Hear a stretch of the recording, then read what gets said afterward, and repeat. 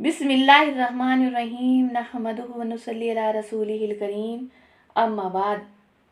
صحابہ کرام رضی اللہ تعالیٰ عنہ کے ہنسنے پر حضور اقدس صلی اللہ علیہ وسلم کی تنبیہ اور قبر کی یاد۔ نبی کریم صلی اللہ علیہ وسلم ایک مرتبہ نماز کے لیے تشریف لائے تو ایک جماعت کو دیکھا کہ وہ کھلکھلا کر ہنس رہی تھی اور ہنسی کی وجہ سے دانت کھل رہے تھے۔ حضور اقدس صلی اللہ علیہ وسلم نے ارشاد فرمایا، اگر موت کو کثرت سے یاد کر لیا کرو تو جو حالت میں دیکھ رہا ہوں وہ پیدا نہ ہو۔ یعنی پیارے نبی صلی اللہ علیہ وسلم نے ایک جماعت کو دیکھا کہ وہ کھلکھلا کر ہنس رہی تھی تو آپ نے فوراً تنبیہ کی اور فرمایا کہ اگر تم موت کو کثرت سے یاد کر لیتے تو جو حالت میں دیکھ رہا ہوں وہ پیدا نہ ہوتی۔ لہٰذا موت کو کثرت سے یاد کیا کرو۔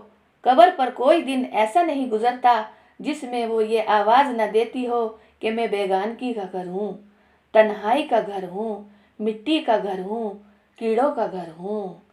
روزانہ ہماری قبر ہمیں پکار دیتی ہے، لیکن ہمیں کچھ احساس ہی نہیں کہ اس فانی دنیا کو چھوڑ کے ہمیں اپنی قبر میں بھی جانا ہے۔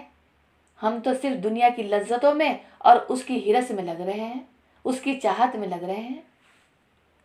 جب کوئی مومن بندہ قبر میں رکھا جاتا ہے تو وہ کہتی ہے، تیرا آنا مبارک ہے، بہت اچھا کیا جو تو آ گیا۔ جتنے آدمی زمین پر چلتے تھے تو ان سب میں مجھے سب سے زیادہ پسندیدہ تھا۔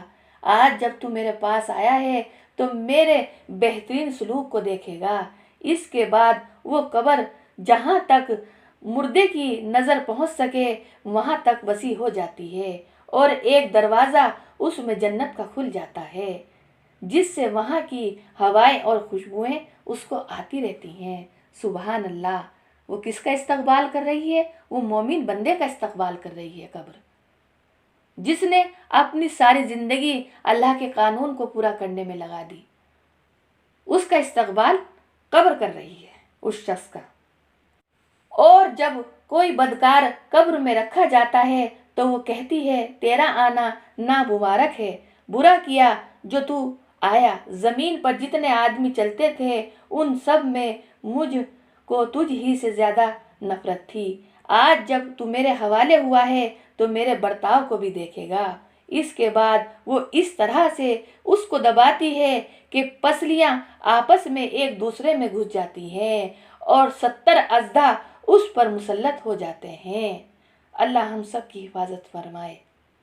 اگر ایک اژدھا زمین پر پھنکار مار دے تو اس کے اثر سے زمین پر گھاس تک باقی نہ رہے، وہ اس کو قیامت تک ڈستے رہتے ہیں۔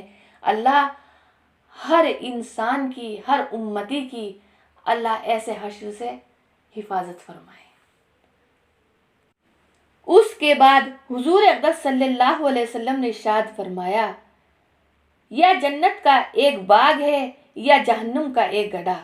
یعنی یہ اب تمہارے اعمالوں پر ہے کہ تم قبر کو جنت کا ایک باغ بنا لو یا جہنم کا ایک گڑھا۔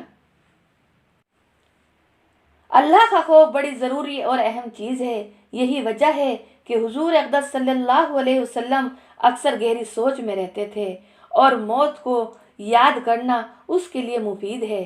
اس لیے حضور اقدس صلی اللہ علیہ وسلم نے یہ نسخہ ارشاد فرمایا، کبھی کبھی موت کو یاد کرتے رہنا بہت ضروری اور مفید ہے۔ یعنی موت کو یاد کرنے سے دنیا کی محبت ختم ہوتی ہے اور آخرت کی یاد پیدا ہوتی ہے اور انسان گناہوں سے بھی بچتا ہے۔ پھر اسے یہ محسوس ہوتا ہے یاد کرنے کے بعد قبر کو کہ یہ جہان فانی جو ہے ہمیں چھوڑ کے ایک نہ ایک دن جانا ہے۔ ہمارا ٹھکانہ دنیا نہیں بلکہ آخرت ہے۔ صدق اللہ العظیم۔ السلام علیکم ورحمۃ اللہ وبرکاتہ۔